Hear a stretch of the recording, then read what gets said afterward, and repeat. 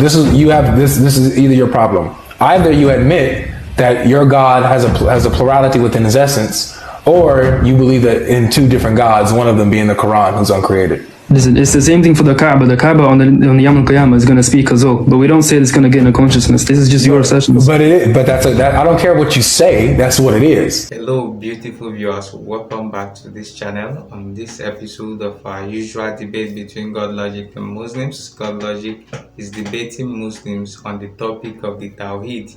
Let's watch this video to find out exactly what happened. There's a few arguments Christians bring, but I know. Are you going to actually debate the topic? Since you know the arguments, are you actually going to debate them? To be honest, I've debated what's his name, Dominic. If we just go round and round in circles, so there's not really much. That's not what I asked. You can carry on like debating Muslims that aren't that knowledgeable and try to make. That's not what I asked. Are you knowledgeable? Listen, I know the responses, but we just go around in circles. So there's literally it's simple. Are you knowledgeable? Because I don't want to be unfair and be accused of targeting people who are not knowledgeable. Are you knowledgeable? But you always do that. Islam? I'd say I'm kind of for the arguments that Christians bring. Yeah, kind of. Okay, good. So are you knowledgeable enough to defend Tawhid? Go on, bring me your argument about Tawhid. See if I've heard it before. Do you accept his challenge to debate? Yeah, I'm saying bring him the argument. We can talk about it right now. We can talk about it right now to see if Tawhid is coherent. First, can you tell me, because I don't want to assume you. How old are you, Yeshua? I don't know if you know what school of thought you follow or whatever. So tell me what Tawhid is to you. It's the oneness of Allah, that's it. The what? The oneness. The oneness of Allah? Indivisible. Indivisible? Do you believe, in the different forms of Tawhid, like his lordship, his attributes, and stuff like that? Wow, you know that? Oh, yeah. Of course. That's not bad, yeah. Okay, so you hold to that. So the point of Allah's of Tawhid and his oneness and uniqueness is that he is absolutely unique and other than he's the only one with these type of attributes and all these kind of things, right? Yeah, I guess so, yeah. Okay, beautiful. So do you believe that Allah is the only uncreated being? Yeah. Okay. Do you also believe that his speech is uncreated? Yep. Is his speech him? Nope.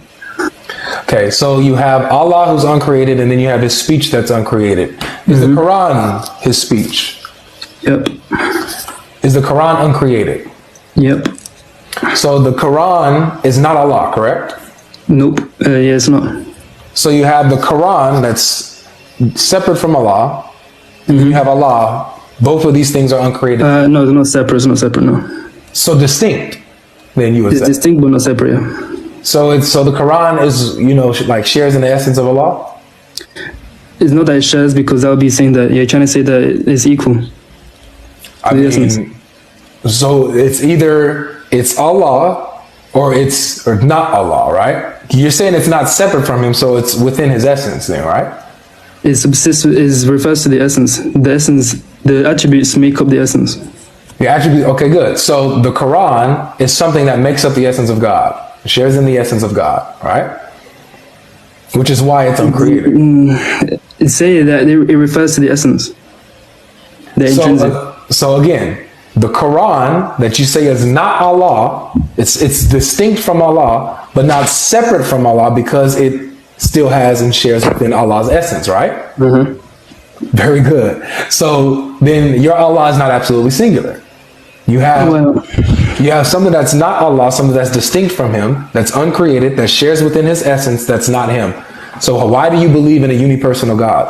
It sounds like you believe because we don't attribute a personhood or a separate consciousness to the attributes.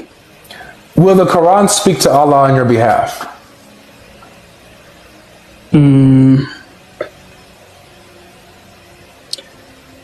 It will. What's it called? It will intercede. Intercede. Right? Intercede. What is interceding? What does it mean to intercede? Like trying to help me, basically. Exactly. Like, on my behalf. It's going to speak on your behalf to Allah, right? It has to have a consciousness in order to be able to communicate, right? This is one of the active attributes of Allah, which means that it comes under His will. No worries. So under Allah's will, the Quran will develop a consciousness that is able to defend and intercede and speak on your behalf, right? No, it will come under Allah's will, and He will make it to. It will be the Quran that speaks, but it's not that it's going to gain a new consciousness or anything, because it's under the control of Allah. Can you speak and communicate without being conscious? Without a consciousness is what I mean. I mean, God can do anything, no? No. Is God the Quran? Is God the? What do you mean by that? Is God the Quran? Like, how is the Quran identical to God? Yeah. No, it's not. Okay, good. So the Quran is not God. So you have the Quran that develops an ability because of Allah's will, develops an ability to speak and communicate on your behalf back to Allah, right? Mm-hmm. That's consciousness. That's now the Quran has a consciousness, has an awareness where it's able to defend you and step in on your behalf and talk. Not really. I mean, you speaking and consciousness isn't. I don't see how that's the same. You cannot communicate without a consciousness. Why not? Because it requires a consciousness for you to communicate. But we've already agreed that the Quran is under the control of Allah, is under His will. Whether that's no problem. So then that means that under Allah's will, the Quran has now developed a consciousness to defend you. No, but you keep on saying consciousness. Just because Allah controls it to whatever. I mean, I'm conceding the fact that the Quran speaks, right, on my behalf. I'm not even sure about that, but for the sake of argument, No, you're absolutely right. The Quran, it will even appear as a man on that day. As a pill man, yeah. But that's the. Doesn't the Hadith also say that the Quran knows whether or not, because it's saying like, hey, you recited this, you recited that. So doesn't that entail cognizance? Yeah, that is cognizance. That's the Quran becomes cognitive, right? It becomes conscious. It becomes aware. That's why you don't understand me. If it's under His will and He commands it or He controls it to speak, it's not saying that He's giving it a consciousness. It's basically if it's part of Him, it's part of Allah. So if He's making it to speak, then it's not saying that a separate consciousness from Allah is speaking. Very good. So now we have the Quran that shares in the consciousness of Allah, that's able to speak to Allah on behalf of it's not equal, because we already said it's equal. You believe in you believe in a God who's multi-personal. We already said it's not equal. Oh, by the way, they can't have two consciousness. Said as well. You believe in a God that's multi-personal. Tawhid is out the window. You can say that, but like I said, these aren't two different consciousness. Oh, by the way, no worries. You can have it within Allah, the same consciousness, but multi-personal. You have a God who's multi-personal. Tawhid has just went out the window, man. Listen, just because you keep telling me that it gains a consciousness doesn't mean it's true. Right? This is your own interpretation. That's what. I mean, this isn't what we believe. Well, like whenever I agree, there are Trinitarian views that have only one consciousness, and yet the three persons share in that one consciousness. Mm-hmm. So to simply say, well, there's only one consciousness, doesn't get away from the problem. It's still a multi-personal. No. I'm not. We don't apply your Trinity to this. I'm saying that only Allah is a consciousness. I'm saying applying the Trinity to this, right? Exactly. Huh? So here you're arguing against the Trinity. You're saying that it's incoherent. Yet the very same principles are found in your Tawhid, and say, well, it's not the same. Well, no, because you're trying to attribute consciousness to an attribute. Hold up, Babs. You keep running your mouth. I'm speaking. So again, to simply say, well, no, it's not the same, without actually explaining why. Why'd you make that voice? Because you're too busy running your mouth and then trying to make it so it's not my voice. So again, to simply say, well, it's not the same, and yet have the very principles in which Trinitarians define the doctrine of the Trinity, is not an actual argument against defending the coherence of Tawhid. You're simply stating the same things that we are, but saying it's different de fide. That's not the way you argue. You're just trying to misrepresent what I said. I never once did I concede that the Quran has its own consciousness. I never once conceded that. You don't have to concede that. You just have to. That's the whole point of what I said. You came to the conclusion yourself, not even from what I said. You came to the conclusion yourself. Well, no, we came to the conclusion based on. We came to the conclusion not based on what I said. Based on your own understanding. No, excuse me. Based on your admission that the Quran develops a speaking ability, develops and will defend you on the day of judgment, intercede for you and speak back to Allah on your behalf. Like, wait, Allah, he recited my surah, so he's good. He's good. The Quran will speak on your behalf back to Allah, to the person in whom he shares the essence with. You have a multiplicity of persons within your Godhead. He was going to appear as a man, that's what he said. If God he appears as a man. Yeah. So he enters into human flesh. So Abs, wait. Let me say something. Let him respond first, and then you go ahead, Amen. If God chose to get a rock, put a mouth in it, and the rock says hello, does the rock have a consciousness now? The rock God has given the ability for the rock to have consciousness. What? It is now cognitive because it's able to speak now. It's not cognizant. Okay, Yeah, so just for that one moment, just that one instance, God put a mouth on it and it spoke. You're saying it now has a consciousness. Yeah, if it's able to speak, if it's ordered to form statements, An argument on behalf of somebody. Yeah, and can actually intercede. Then No. Just this analogy for the rock. If I could finish, Abs, because you're too busy running your mouth, you're not listening. If it can speak and be spoken to, and even intercede, which requires an argument to be made, that it requires intelligence, and therefore would require consciousness. Okay, one sec. I was talking about the analogy for the rock. God commanded the rock just to say hello once, and then close its mouth forever. You're telling me that the rock has a consciousness? Yes, so Abs. So we can't agree on the dogma. Abs. So in Sahih Bukhari, where it's talking about that hadith where it says there's a rock or there's a tree, and then it says, hey, behind me there's a Yahudi. Can I just want to interfere in something. No, you cannot interfere. Relax. Let me set this up real quick, Amen. I'll let you continue. For the Muslims, for you guys, when you guys come up, I don't know what it is about you guys, but you guys really have this habit of thinking that you can just speak when you come up out of turn while somebody is speaking. So here, so do not come up and do that again. The next person that does that will be kicked down immediately. You won't have a space to speak here.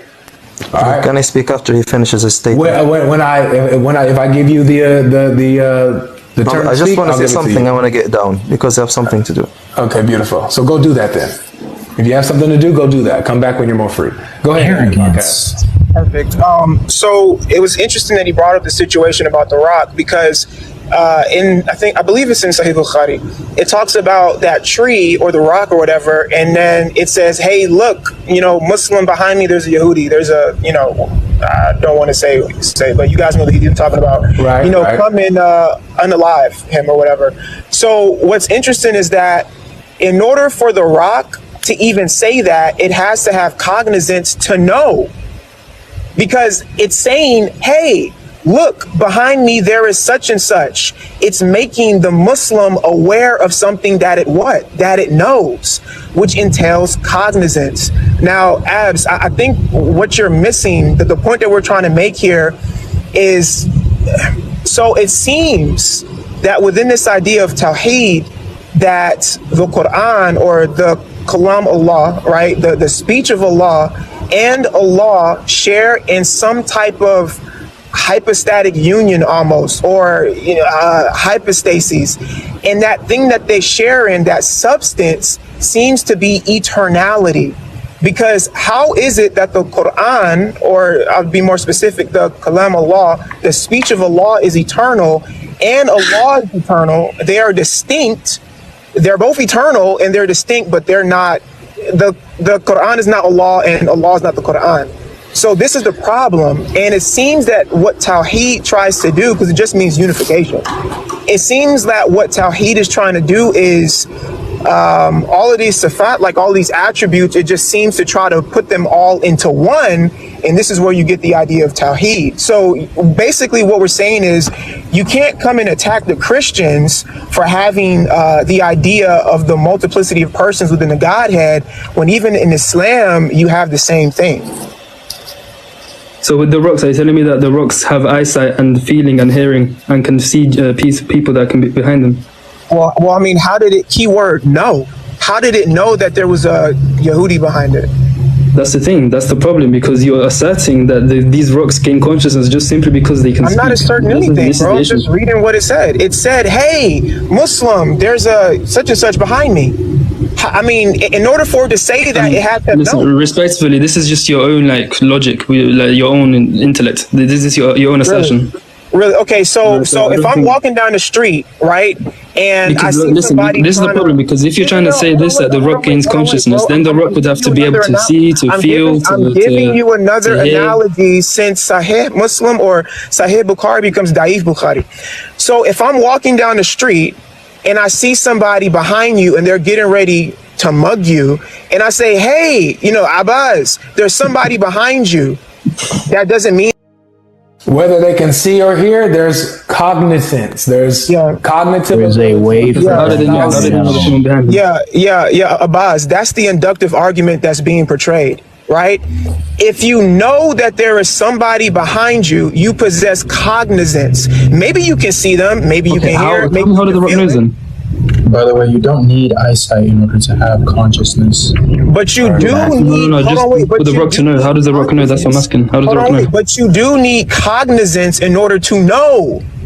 Yeah. You guys are missing the point. How does the rock know even know what a human is? Like, is this these assertions? So when the rock says, literally the rock says, hold on, bro. So when the rock says, "Hey, Muslim, there's a such and such behind me," are you trying to say that the rock doesn't know that such and such a Yehudi is a human? No, I'd say that's Allah making the rock speak. I wouldn't say that a rock just magically gains consciousness and then starts to know when to speak, how to speak. I mean, it's a bit of a weird analogy, a weird assertion you're trying to give, but I'd say that's Allah that makes the rock speak. This is what I'm trying to say, that just because Allah makes the Quran speak for this argument, then I wouldn't concede that this means that it gains consciousness. This is kind of crazy, bro. Like, the fact that we're arguing about cognizance when it's apparent is kind of insane. It's Islam. So here it is, guys. This is where we're at. We're at the point where you have the hadiths that say that the Quran will appear as a man, intercede and speak on behalf of the believers, and speak to Allah Himself. Shares within the nature of Allah and is uncreated itself.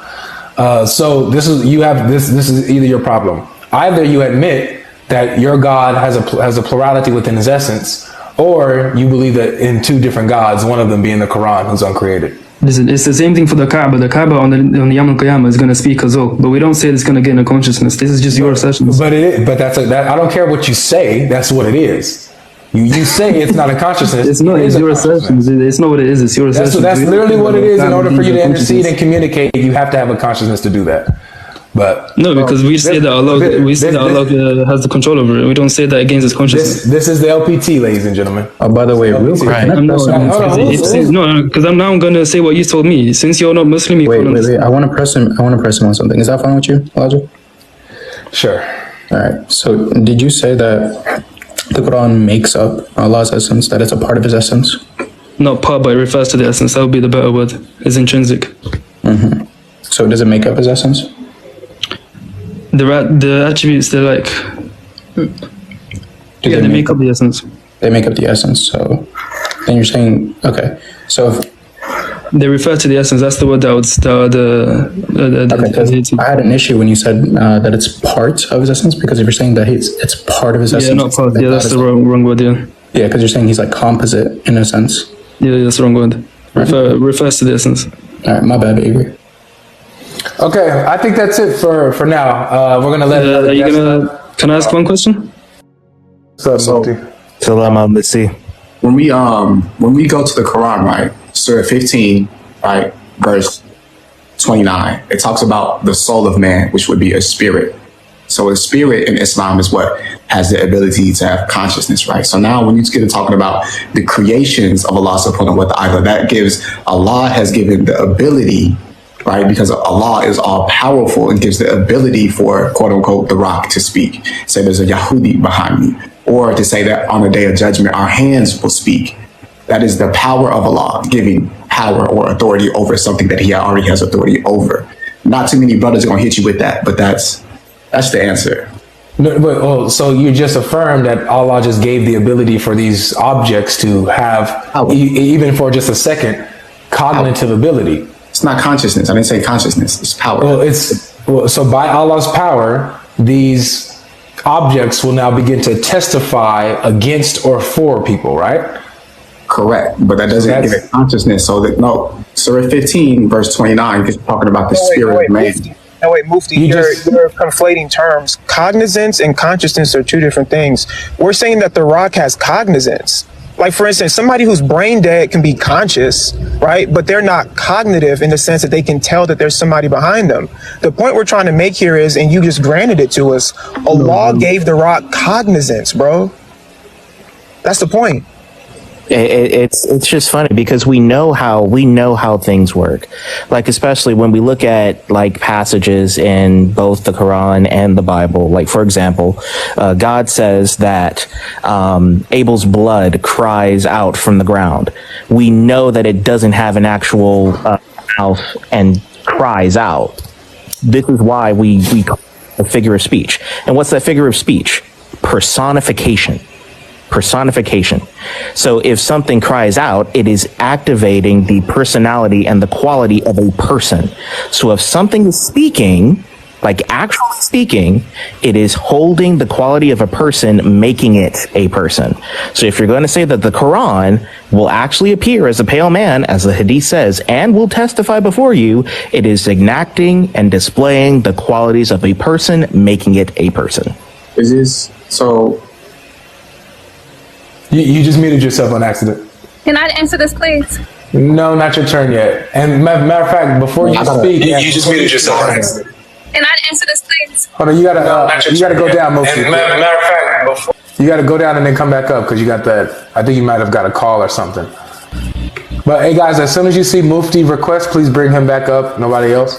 But Anna, you can speak once you say Wallahi. I will not run after I say what I have to say, but I will have this conversation. Can you promise us that?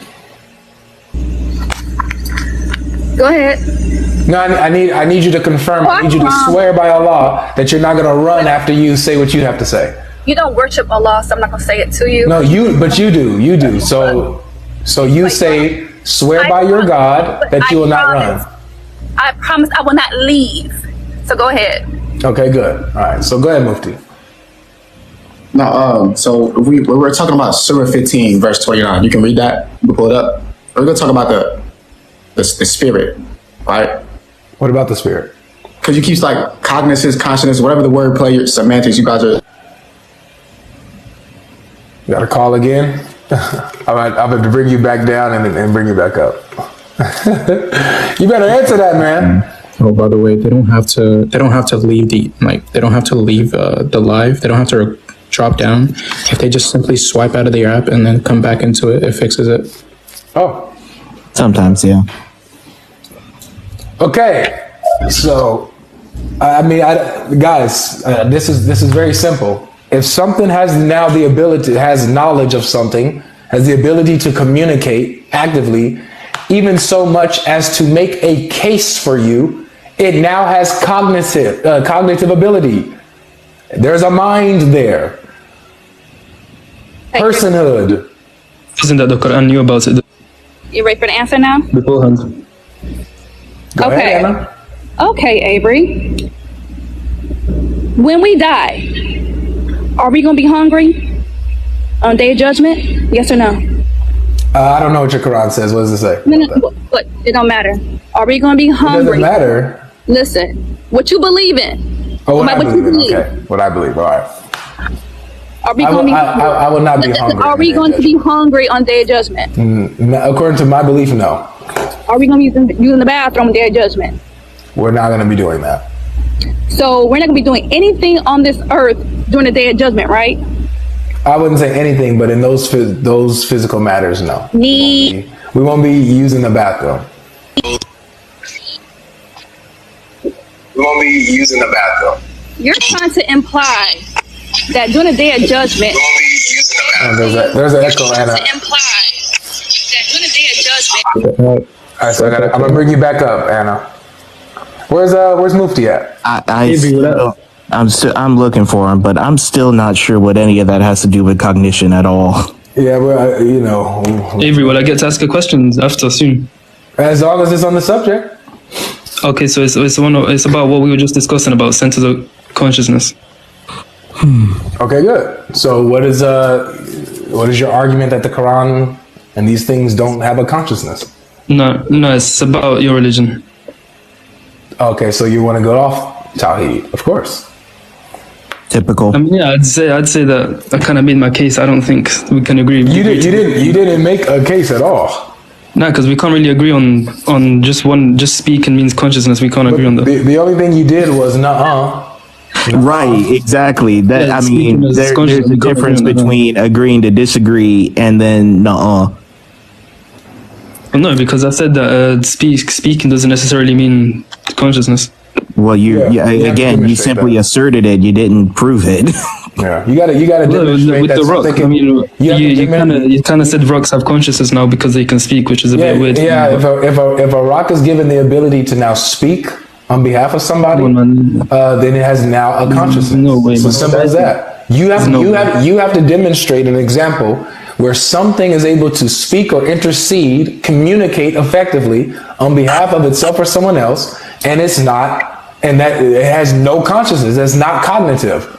So can God make a rock speak without? Can God make a rock speak without granting it consciousness? By nature, by definition, its speaking is granting it consciousness. That's a contradictory question. It's not. No, speaking isn't contradictory question. It's not.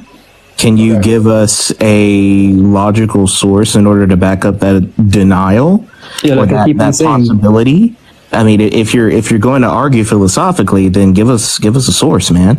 Because like I keep on saying, just because God makes a rock speak doesn't mean that the rock magically gains consciousness and knows how to read and write and make math. It doesn't mean that. Hold on. Nobody said that. Hold on. Is that you, Amen? Yeah. Okay, before you are allowed on my panel, I'm gonna need you to apologize for blaspheming Jesus and the Holy Spirit and Mary and all that kind of stuff. Where did I blaspheme them? I was in your room and you was talking about how God blasphemed Jesus and all this kind of stuff. So he never will. So if you want to speak on this panel, that's what you have to do. I just want to quickly tell the Muslims that the Hadith is weak. I bet. Get on out of here. Yeah, because that's what I was thinking. Because the Hadith I read, it says that the Quran will say. Yeah, the Quran. It's Sahih Bukhari. Sorry, the rock will say about Jesus. Even if something quote unquote to say Sahih Bukhari, right? There is a chain of narration called the Ijtihad. Yeah, right? it's good. It's Sahih. It's not. The chain is good. Right. So you have So there is. What comes brother, we're familiar with the different types of weak and stuff like that. Can you guys, if you're trying to say now all of a sudden, guys, this hadith is now weak, can you guys provide evidence for it? There is. I'm so glad I have this just right on hand, because this is what every single one of y'all do. Mm-hmm. And if you do it again, I'm going to have to tell you all one rule. I am going to have to tell you all one rule, and I don't want to do it. I'm going to be kind to you. I don't want to do it. So could you display for us how that it's daif, how it's daif? There's a chain of narration. There could be many hadith. Let me just say one thing. That could be daif. That could be weak. It's fine. Just because. Sahih al-Bukhari, when Sahih al-Bukhari is narrated by Abu Huraira or Aisha, al-Mu'mineen, and all these high scholars that are authentic, or otherwise, if you're saying that those hadith are weak, we would like you to bring a source or something that will say that this hadith, the Sahih al-Bukhari, is weak, or otherwise you have no excuses, brother, because Sahih, just that word Sahih means authentic by itself. This is why they called al-Bukhari, Imam al-Bukhari, Sahih al-Bukhari. Hey guys, wait. You notice that we went through this entire conversation. It's been 40 minutes? We've been on these same hadiths, and it takes one Muslim who hasn't been in this conversation this entire time to even mention, hey, yo, this hadith is weak. How long have I been here? And they all throw them under the bus. That's fine. Wait, Mufti. Who? I don't really get into hadith, bro. I believe in hadith. I don't know, bro. I didn't watch 30 years. I don't have. Who is Kendrick Water? Who is Kendrick? Kendrick, are you a Muslim? You're muted. I didn't bring him up. Yeah, I'm not sure. Okay, all right. 1 second. You got to mute your mic because you got background. Okay. Hey, Continue. Hey, Mufti, you brought up from what I'm kind of in and out doing stuff, but from what I remember, you brought up the claim that it was Daif. No, it wasn't him. It was Amen. Amen came up and tried to just distract it by saying that it's weak without any evidence. It's from Sahih al-Bukhari. It's from the Sahih Hadiths, graded Sahih by Al-Albani himself. That it's Sahih. So because I was gonna ask if it was Daif, or even if it was like Hassan, then who in the isnad makes it that way? But yeah, that's just to distract. I'm sorry, guys. Daif Bukhari. Look, I want to correct something, if you don't mind, Godlogic. There's no, like a chain of narrations called ijtihad. Ijtihad is totally something different, bro. I know you want to sound like, smart and all that, but don't make the mistake here, bro. We know about Islam. So, getting back to this, the Quran intercedes on your behalf, develops a consciousness to where it defends you reciting it, speaking back to Allah, and yet you want to say that it's not another God or whatever, it's still part of Allah's nature and essence. This is where you guys have a lot of trouble. Why? We understand it as it's the recitation. This is what we'll say is that you have absolutely no grounds to stand on to argue. No, we didn't, because we have Tawhid, which is about. Let me hear Mufti, because he's been trying. What verse are you referring to? And then what is the tasfir behind the specific ayah in which you speak of? It's actually a hadith. It's tafsir, bro. It's a hadith. It's in Sahih al-Bukhari. That's a hadith that talks about how the Quran will intercede on your behalf on the day of judgment. So what is the interpretation behind this? What does it mean to supersede? To intercede. Okay. To intercede, it talks about how it will speak on your behalf. It'll pray for you on that day and say, and it'll defend you in front of Allah. Like it'll say, he recited my surahs. He recited this at night. He did this. It'll say what you done and how you recited it and defend you. Right.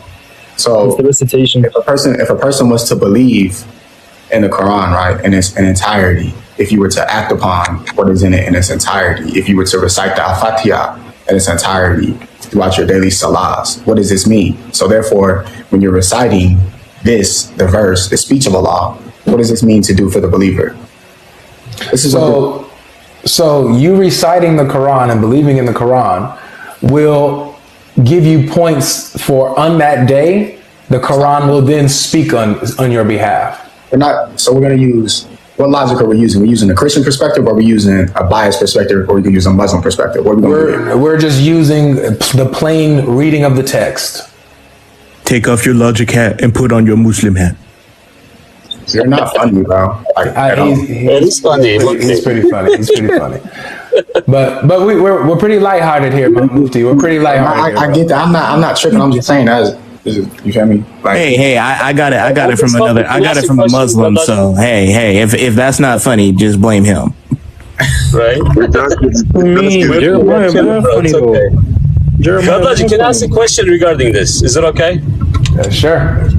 Hey, Mufti, let's say, the ayah that talks about Muhammad marrying his stepson's wife, the Zainab?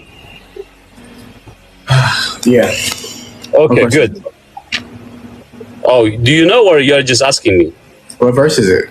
I'm asking. No, do you know what I'm talking about? I don't have the reference, but do you know what I'm talking about? Chapter 33, verse. She would have been forbidden to have been married. Good. Okay. So if you know about this, I want to ask you a specific question about it. So according to you, the Quran is Allah's word, right? That uncreated, always existed, uncreated word of Allah, right? So if that's the case, just, bear with me, okay? I'll explain to you what's the problem. According to this logic, the Quran actually making it to happen because in the Quran, we know that Quran was written on the paper, on the parchments and all the different things in this 5th century, right? That has to happen. Even it was from eternity. This has to happen. Allah has to confide himself into this verses to make it happen. Allah doesn't have any type of freedom because it has been in the Quran. Do you understand my logic? Allah has no freedom in the Quran. It's low-key a different argument. Allah has no freedom because of the Quran. It has to happen the same way that the Quran talks about, because it's the word of Allah and created the word of Allah. Same thing with the simplicity on this. A good argument, but it's slightly different now. You know? Okay, go ahead, brother. I wanna learn from you. The divine simplicity, we don't believe that. So did anybody have a response to the Quran being able to intercede, have a consciousness? Like that's what we're on. Yes, the recitation.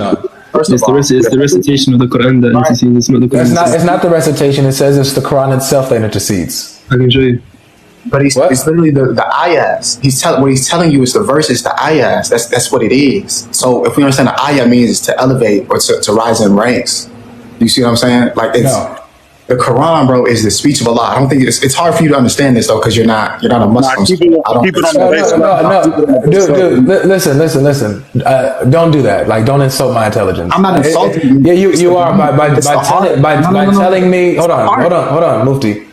I can hear the words that's coming out of your mouth. What's coming out of your mouth isn't rocket science.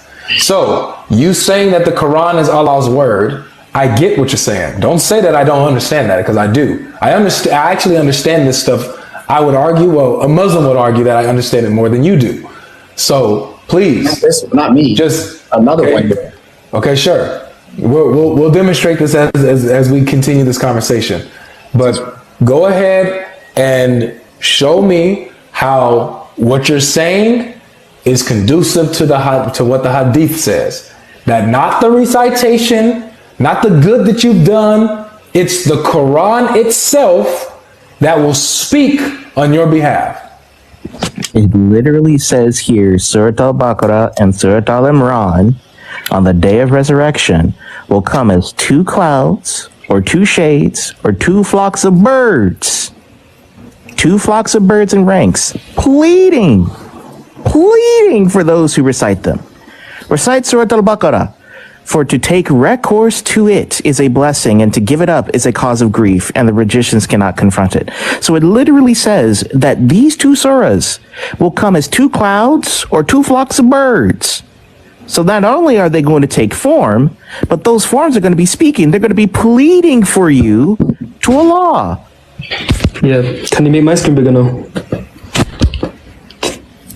Are you gonna have a response to this? What is the issue with this? I don't see the problem with it. What's the problem with it? The problem is that Tawhid goes out the window. I'm saying though, hold on. Why does it make Tawhid go out the window? It sounds like you're trying to. Allah is not absolutely one. That's why. If the Quran speaks on the day of judgment, is because of the will of Allah. Allah allowed it to. Just because the Quran was made by Allah, or it has a consciousness, or whatever. It's uncreated. Revealed. I'm sorry, revealed. I'm sorry, but the thing that I'm saying here is this: just because Allah allows something to take place does not mean that it is God. Because what you're saying, hold on. Let me just read this real quick. What you're saying here is your God. You're saying the mountains is God. You're saying the shoe is God. No, we're not. No. So Kendrick, pay attention to the argument, brother. The argument is that the Quran is uncreated.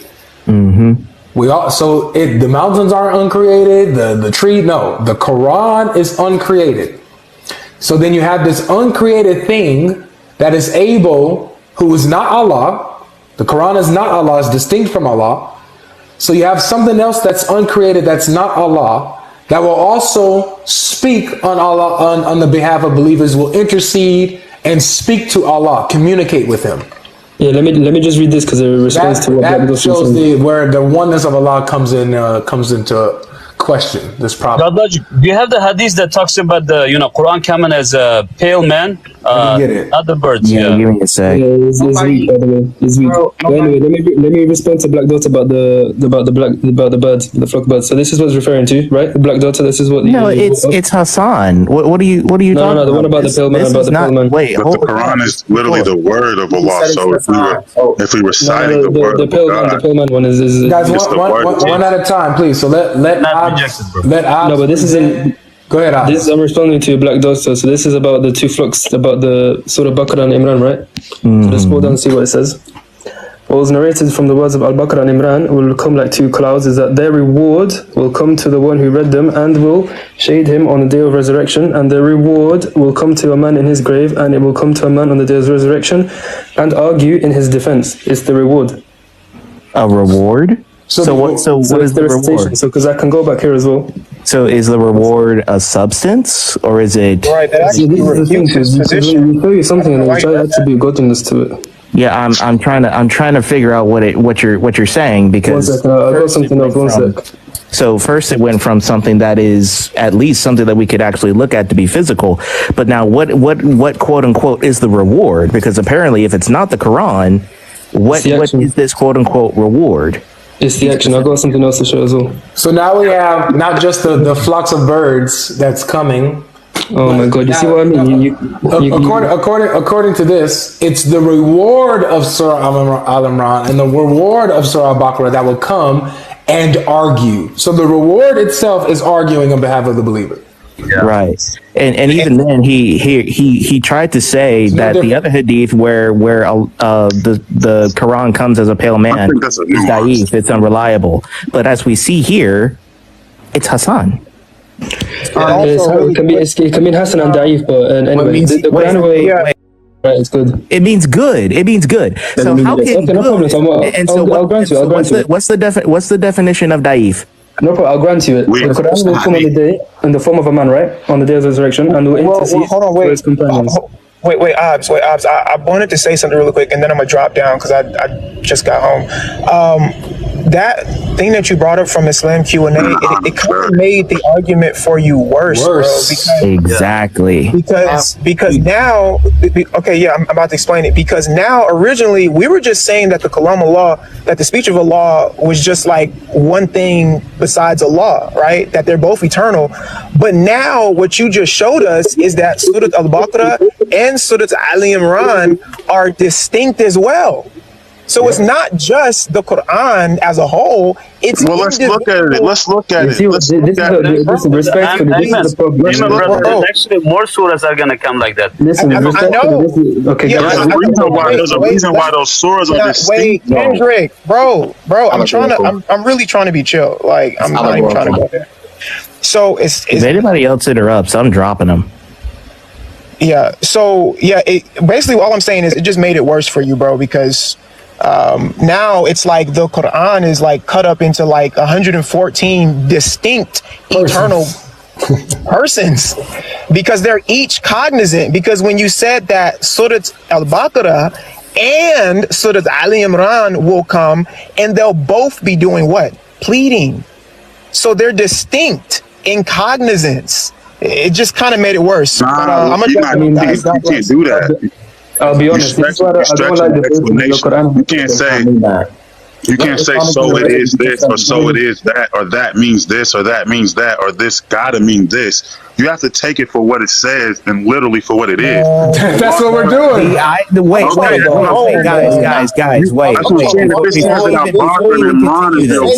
him finish.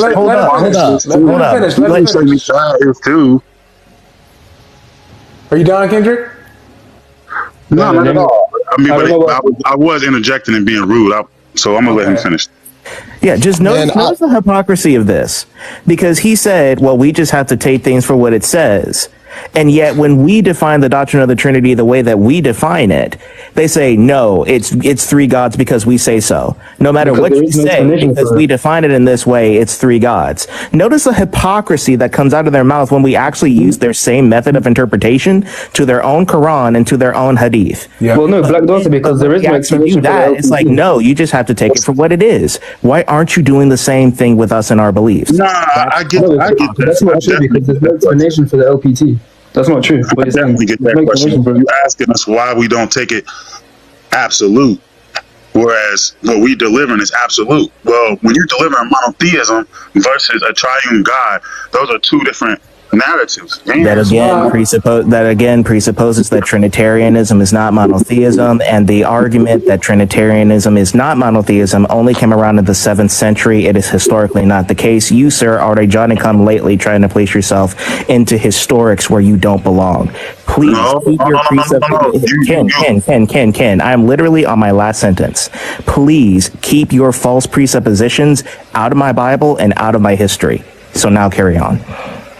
Okay, so when it came in the 7th century, why was it come? Why was paganism ruled as something to be dismissed from the earth? Is that anachronism is wrong? Conversation over, gentlemen. Have a good night. What do you think you actually did something? Do you think that we're arguing that Trinitarianism is idolatry? That has nothing to what we said. No, listen. I ain't put myself in your Bible.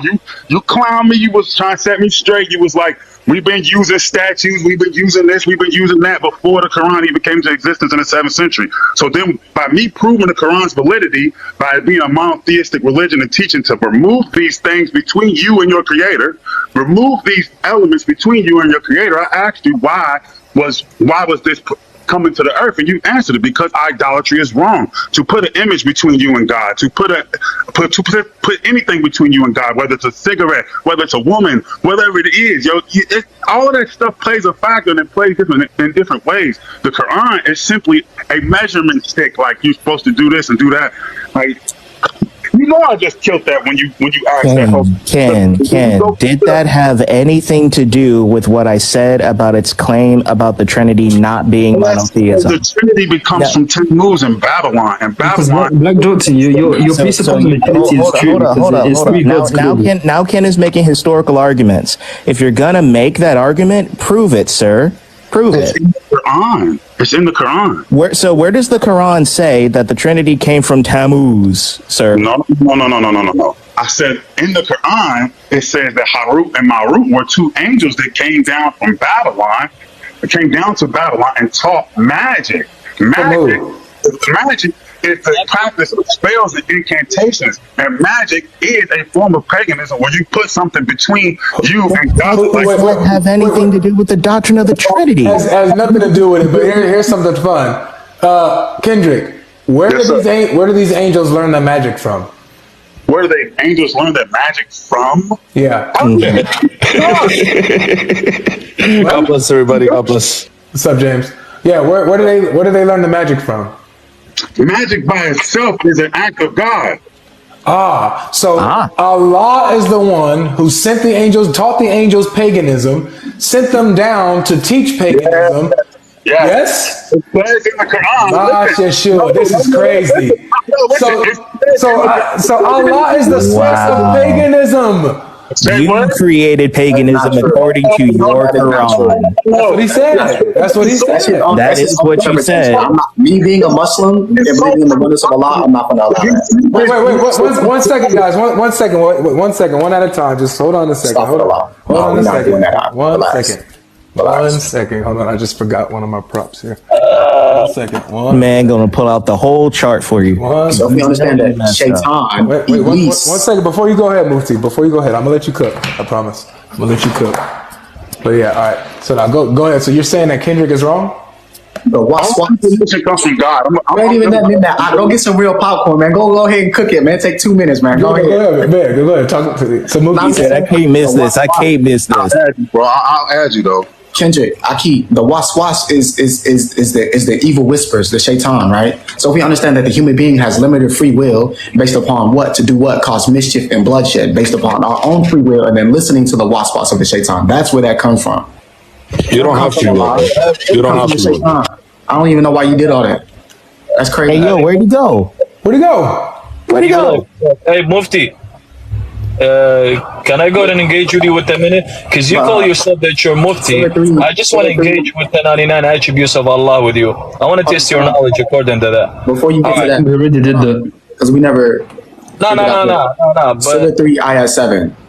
Hold on. Let me just ask you a question. Okay, according to 99 attributes of Allah, I just want to see where we can go with this.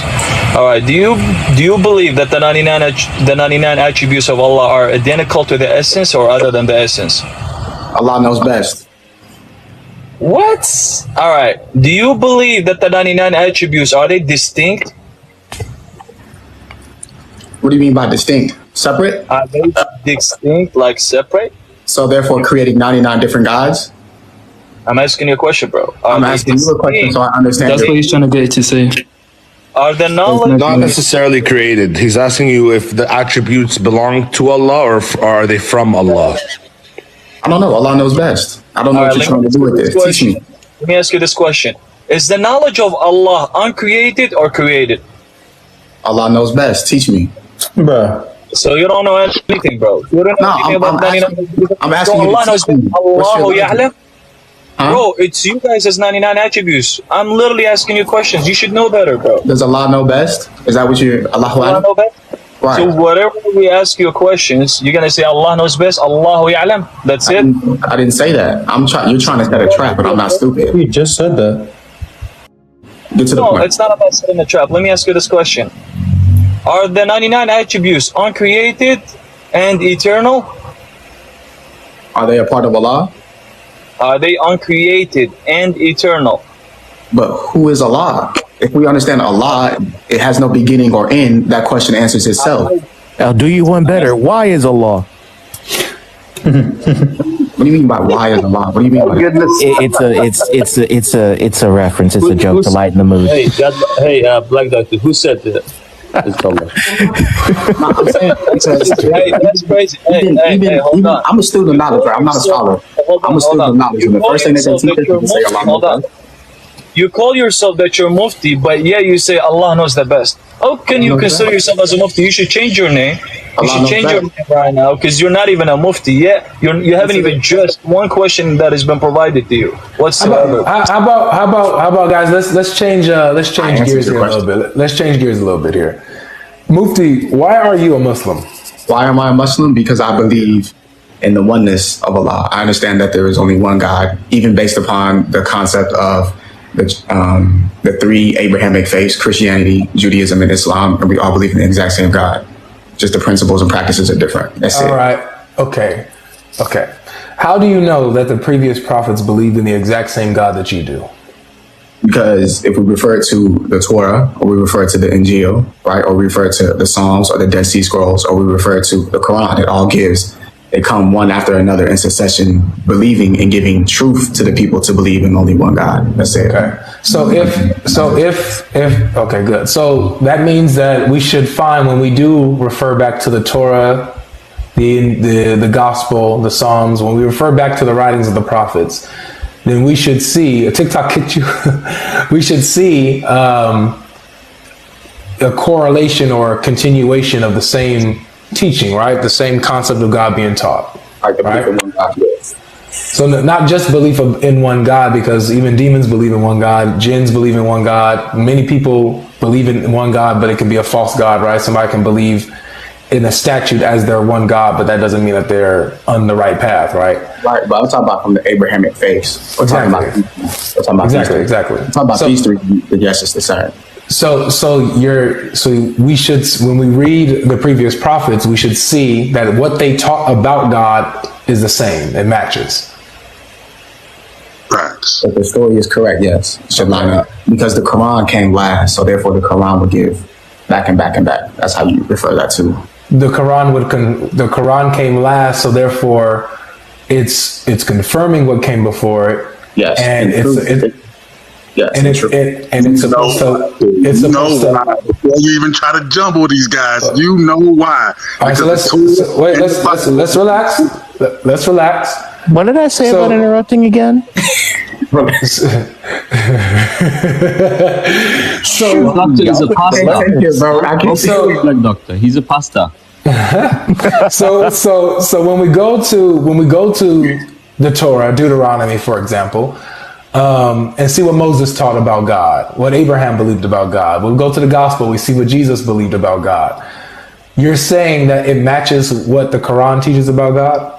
It should. And if it doesn't, then what? You don't take it.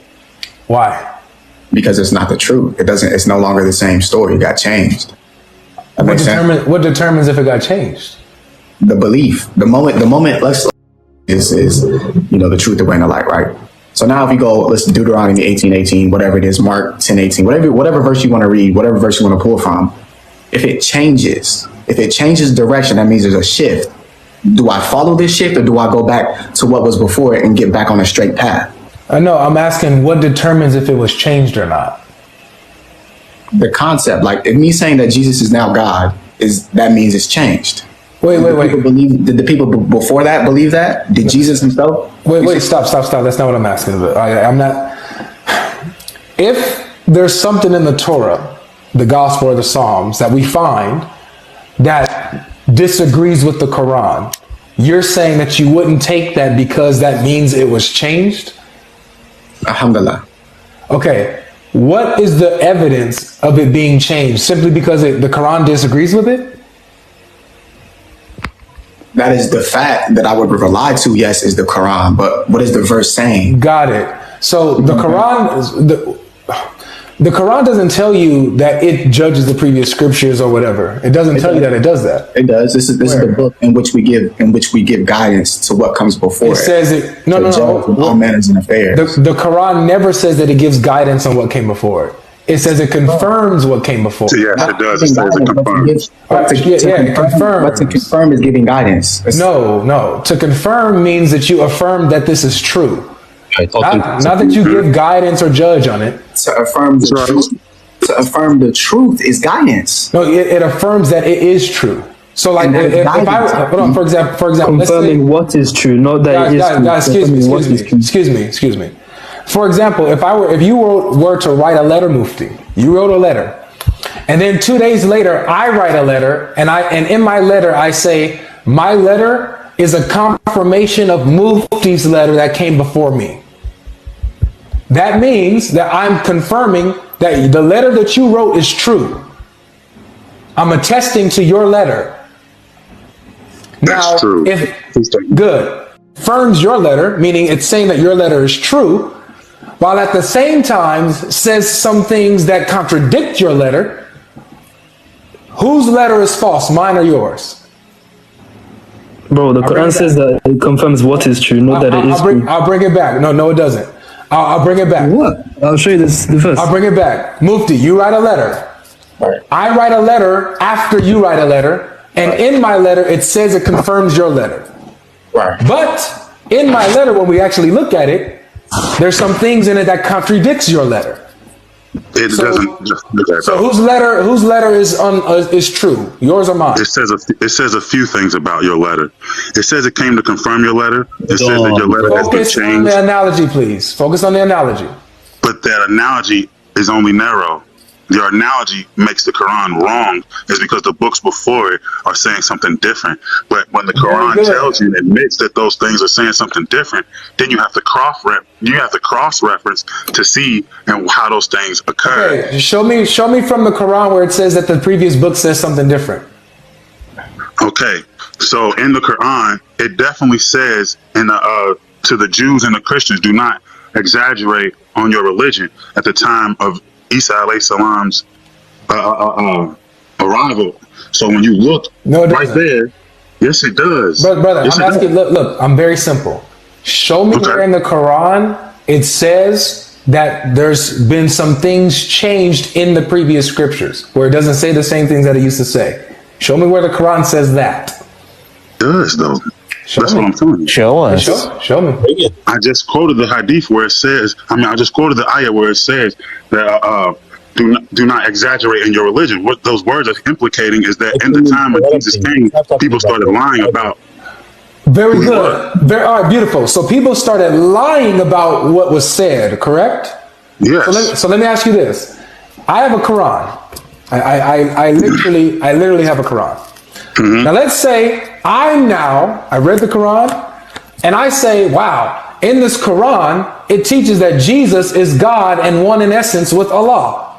Am I lying about what the Quran says? Yeah. Yes. does that mean that the Quran has been changed, or am I just misinterpreting what the Quran says? You're misinterpreting what the Quran says. So that doesn't, so good. So it doesn't mean that the book was changed. It just means I'm lying about what the book says.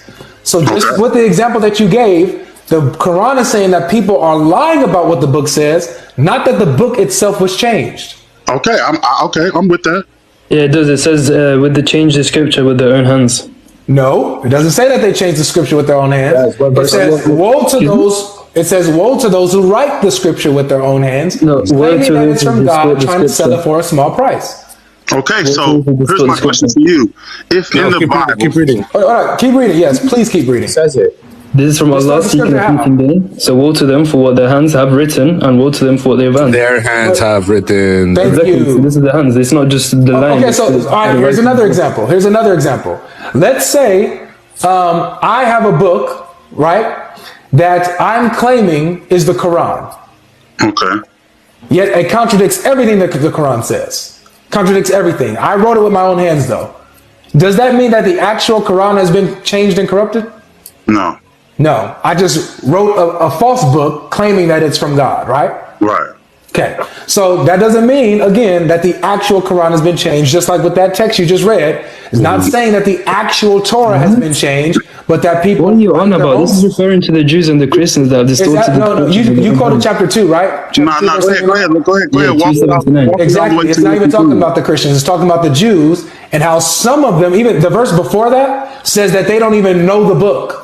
They don't know the book, they're illiterate. There's one that says about the Christians as well that says that... Good. It's saying right. What is the word there? It's talking about it's the right, not distort. Not Woe to those who distort. write the book, the scripture with their own hands, not distort. Right. Yaktubuna. It's the same. You're playing semantics. I don't know why y'all do that. I'm not playing semantics. We got to be real with the... No, it's cool. Go ahead. Surah 2, ayah 136. Say ye, who believe in God and the revelation given to us and to Abraham, to Ishmael, to Isaac, to Jacob, and to the tribes, that was given to Moses and given to Jesus, and that was given to all prophets from their Lord. We make no difference between one and another of them, and we bow to God. Good. That is it. That is that one verse that says it is one. It's always been one, so now it's up to us to change it. Line up, right? Yes. It should. So, okay, so if we go into what the previous prophets taught, watch. If we go into what the previous prophets taught, and yet we find that the Quran actually contradicted what they taught, then that would mean that the Quran is false. It lied. It is what your people have put their hands upon and changed it and made it their own belief. The Quran doesn't say that. All right, so let's go with this now. Wait, Avery. The Quran does say that. I still wonder here. In order, the logic doesn't make sense here. The logic doesn't make sense. If the two books are contradictory, that doesn't automatically pin the fault on corruption. Again, the Quran could just be false. If I could finish a point. In order to make the claim that the Bible is corrupted in its textual transmission, then you're going to have to prove it textually. So, do any of you have any expertise or any familiarity? I did already. I told you you're exaggerating on your religion. Exaggeration means to embellish. Kendrick, what did I say about interrupting me, dude? He's not even done with his question. What did I say about interrupting me? I'm being nice to you. So like I said, do any of you know anything or familiar at all with textual criticism in relationship to the New Testament? First of all, the New Testament was written by who? What country? It's just a yes or no, Mufti. It's just a yes or no. I asked you whether or not the sky is blue, not whether you went to go get a cheeseburger. The sky is actually emits the light from the ocean. That's exactly the point. You could actually answer the question. So answer this question: Are you familiar with New Testament textual criticism? Yes or no? To an extent, but I do not have my computer, so we're not even going to get into that. Well, we can get into that. You just wouldn't have to be able to participate in the argument. So if you're going to say that the New Testament is corrupted because it disagrees with the Quran, you're going to have actual proof that it was textually corrupted in the time of the 7th century. And I know for a fact you can't. When you say textual proof, are you saying in the holy books? Yes, meaning that if you're saying that if the gospel or the Torah is contradicting the Quran because it's been changed, that this is not what it originally said, then you will have to bring textual evidence of a change. You'll have to bring manuscripts or scrolls that show that these particular verses have been changed and this is what it used to say. It doesn't have to have a standard. It doesn't. Okay, that's a fair question. My only answer to that would be the exact same ayat that I've been quoting about not embellishing on your faith, is because the Quran, what makes any scripture of God powerful is that the words themselves are like entendres. They have multiple meanings when you sit back and reflect on them. So when it says don't embellish on your religion, you simply could be telling a white lie. This guy could be over here writing a whole daggone manuscript. This is what's going on at the time. So that would be my only answer. What you're bringing is that the Quran is only saying that they're lying about what their text says, not that their actual texts have been changed, but that they are just lying about what their text says, which I would agree with you. The Quran says that. I definitely agree. I definitely agree with that, and that is the reason why they say we can't take from the Bible, because you don't know whether. It doesn't say that. It doesn't say you can't take from the Bible. Muhammad said you can't take from what the Jews and the Christians tell you. Like, you got to take it with a grain of salt because they be lying. Okay, listen. That's almost two different ayahs. We have to take it all at once. That's what you're talking about. Some preachers at that time. We're talking about the text that's out. If the line in another ayah is talking about them embellishing again, then that goes and supersedes. Then not only can we not take from the preachers, we cannot take from this book, because it's saying. Wait. Stop. Because I think that we're talking past each other. You brought up the example where the Quran is saying, do not excess in your religion and say falsehood that's not true about Allah, right? Right. So it's only talking about. Yeah. So it doesn't mean that the text has been changed. It just means that they're lying. But that's what the Bible is based on, isn't it? The Bible is based on stories. One at a time. I can't hear you. Yeah, the Bible is based on stories, what people have spoken around the era of Jesus, right? That's what it's about? No. Wait. It's from eyewitness testimony, let alone Avery. Go ahead. So is the Quran. The Quran is testimony. It's verbal witnessing about what was said. Sure, no problem. But if it's eyewitness accounts and people telling the story about Jesus and the disciples and whatnot, then this is what it's referring to. I mean, if people are saying that this is Christianity, then that's what it means. It's literally referring to the gospel that the Christians had in the 7th century, which was Matthew, Mark, Luke, and John. Yeah, exactly. So your sources quote it. That's not that's not the Injil. Ibn Ishaq and Ibn Isham quote it. Beautiful. He said it's not the Injil. So now tell me what it is. Since you know what the Injil is not, you know what the Injil is. So what is it? Yeah, it's the direct revelation given to Jesus. What is that though? We don't know if it was written down or not. How do you go to chapter 7 verse 157? My goodness. We don't know if the Injil was written down. It definitely was written down. Thank you, Kendrick. No, we don't know if it's written down. We don't go to chapter 7, verse 157. No, it's okay. The revelation to Jesus, we don't know. It's okay. I'm about to teach you. There's normal stories in the Quran. You're not teaching. This is what the scholars say. We don't know. Go to chapter 7, verse 157. I'm about to teach you. Okay, so those who follow the messenger, the unlettered prophet, whom they find written in the what they have of the Torah and the gospel, who enjoys upon them what is right and so was the gospel written according to that verse? Yes. In what they have of the Torah and the gospel, who enjoys. So was the gospel written according to that verse? Obviously, no. Obviously, your book is written, but it's not saying that the was the gospel written according to that verse. Abs, come on, just be honest with me, bro. Yes, in Aramaic it was. Thank you, Mufti. It doesn't say Aramaic. Yes. But it was definitely in Aramaic because that's the language he spoke. How do you know that? Where were they at? How do you know where they were? Geographical location. If it was modern day, based on what? Books. What books? Historical books. The Quran itself. No, time out. This is important. It doesn't say what land it is. I'm just telling you. Hold on. This is important. How do you know that Jesus spoke Aramaic and where he was geographically? How do you know this? So you believe he spoke Greek? No. How do you know this? The Bible. Thank you. It's beautiful, Mufti. So you heard what I just said? The Bible. No, that's right. I like that. So watch this. Well, hold on. Wait. Don't manifest. Listen to Avery. Now, time out now. You just proved to me that where you get your historical, accurate information about the life of Jesus, where he was geographically, the language that he spoke, you get it from the Bible. So you can't reject the same source that you depend on. Okay, good. All right, you heard me say that. You can play with that. Everybody pause. Watch this. Where in the Quran does it tell you Jesus spoke Aramaic? Where in the Quran does it tell you where or when Jesus was? You would have to look in the Bible. Thank you, Kendrick. I love Kendrick. You're welcome anytime. You're welcome, Kendrick. My goodness. I'm going to change your name to Kendrick Lamar because you spitting. No, the thing of it is, it says that we believe in the Torah and the Injil. So there's certain facets of this that we have to take in order for the Quran to hold weight. Exactly. Did you just hear what he just said? No, wait. Repeat that, Kendrick. Repeat it. It sounded like I described an anchor, but what I'm saying is there's certain facets of the book we have to take in order for the Quran to hold weight. In order for the Quran to hold weight, you need the Bible in certain areas. Kendrick,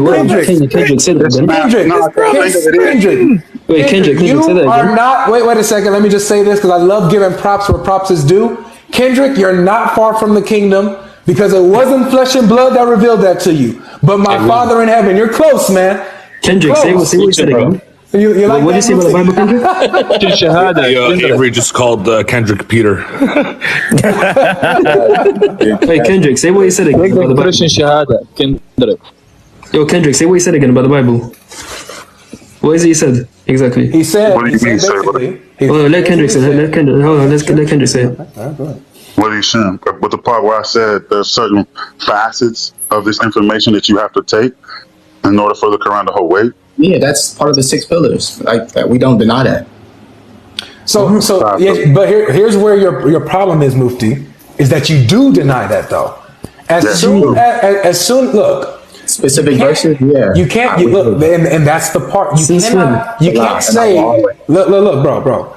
You can't say in one point that the Quran, in certain aspects, for it to hold weight, it needs the Bible. It needs the previous scriptures for it to hold weight. While at the same time, as soon as we go into the previous scriptures, you then reject them. It's not logically consistent. Right, but some verses will contradict themselves within the book, within the Bible, they will contradict themselves. That's a presupposition and it's completely irrelevant. It's completely irrelevant. It's not. No, it is not. Here. Guys, remember what the point is. Kendrick still said it. Whether you believe the book is contradictory or not, you need the text in order to tell you about Jesus in order to validate the Quran. Okay, that's what he said. If I could finish, Kendrick was right. You need our book in order to validate yours. This is the entire point of this Surah 7, 157. Kendrick, does he believe that? If I could finish. Your text says that your prophet is written in our text. So in order for us to believe what your Quran is saying is true, we have to go to our books. Let alone your text says that if we do not judge by the Torah and the Injil, we are the defiantly disobedient. And I don't want to be that. So it needs... It's just misrepresentation after misrepresentation. The authority and power of the Quran itself. That's why. That's why it's so important. Listen, I'm not sure why Kendrick's saying all of this, but we don't need that Bible to but we don't need them though. We don't need that. Go ahead, Mufti, because you wanted to finish what you were saying. You have Abraham, the verses I read before you, Abraham, Ishmael, Isaac, Jacob, Moses, Jesus. It says giving confirmation to what comes before it. We as Muslims have the 5 pillars and the 6 articles of faith. And within the 6 articles of faith is the belief in all books, belief in the books that were sent before us. So Muslims do not deny this, right? But it is their books and their true form. Their true form, not what we have in front of us now. So now, Mark 10:18. Read Mark 10:18. No. We're going to do this because I'm going to go to another verse. This is the problem here, bro. This is the problem. I would like to have this conversation. If you're saying, like literally all we need, because the Quran defends our book for us. This is why we don't have to use our book to do it. Your Quran defends it. Yeah, the real Injil. That's what keep saying. The Quran is one of the best biblical apologists on the planet. Amen. I'm telling you. But I thought the Quran was false. So look, when you have here the Quran saying that it confirms the scriptures, like I'm about to show you, Mufti, the belief problem in one God, with your logic. I'm showing you the problem with your logic. Okay, this is how you're being inconsistent. Not my logic. The Quran say that. Believe in its entirety what was sent before it, and the Quran is a confirmation confirming what was sent before. Good. Now watch this. Confirmation is the belief in one God. All that other stuff don't matter. Wait, no, it doesn't say belief. It doesn't say belief in the one God. It says belief in the books. What is Abraham's belief? Those who follow Abraham's belief. It's belief in the books. Period. Not in just one concept, but you have to believe in those books. What was Abraham? Yeah, but not Hebrews and Romans and Revelation. It's referring to the Injil. All of it. Wait. No, it's not Revelations and Hebrews and Romans. In the 7th century, did the Christians have possession of Hebrews and Revelation? That's not the Injil, though. Answer the question. That's not what he asked. That's what Paul wrote. Did they have possession of Revelation and Hebrews? You had a Bible, yeah, obviously, yeah. Thank you. So they had possession of it. Now, go over and read chapter 4, verse 47. Read chapter 4, verse 47. Okay. Mash Yeshua. We are having a Quran study today, ladies and gentlemen. Mm-hmm. Y'all really don't know what y'all stepped in. Y'all dealing with a shake right now. Y'all dealing with Nah. Don't even try to do it.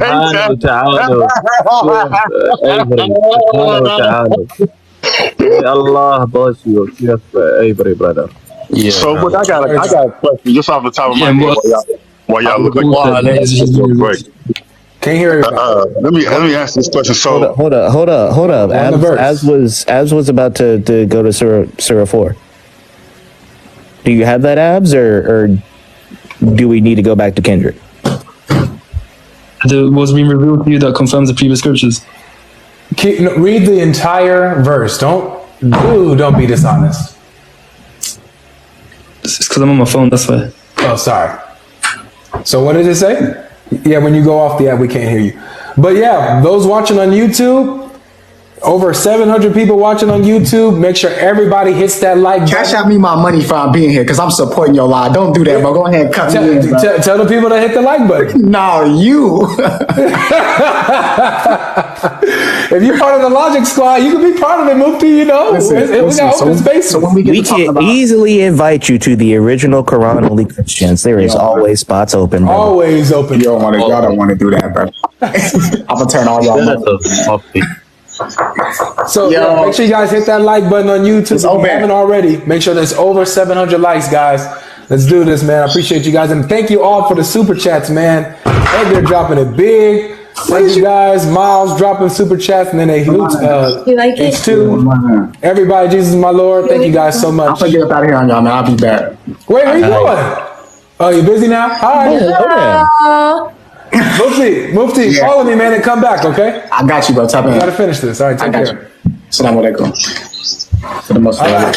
So, Abs, you got that verse, man? Right, welcome back, guys. I believe that was an amazing one. Let us know what you were able to learn in the comment section. Share this video, subscribe if you have not done so. I think most Muslims don't know what the topic of the Tawhid is all about. And I think they also don't know that the topic of the Tawhid is a direct practice of the Trinity. The difference is that they are not aware that they are practicing Trinity. If the Quran is not created and Allah also is uncreated, that means the Quran is sharing the same essence with Allah as uncreated, making him equal with Allah, since the Quran also says that Allah cannot share his essence with anyone or any creation. So if the Quran is not created and Allah is also not created, it means that this Quran is sharing the same essence with Allah, making it equal with him. Also, the Quran claims that every verse of the Quran, which is about 114 verses, will be given a mouth to speak on behalf of the Muslims that recites them while they are on earth on the day of judgment. So the verses of the Quran will serve as an advocate for the Muslims that recite them while they are on earth. The only person the Quran gives this name as an advocate is Allah, making these verses of the Quran sharing the same essence with Allah here. So to make this point very clear, in the Quran there are many non-living things that develops consciousness out of nowhere.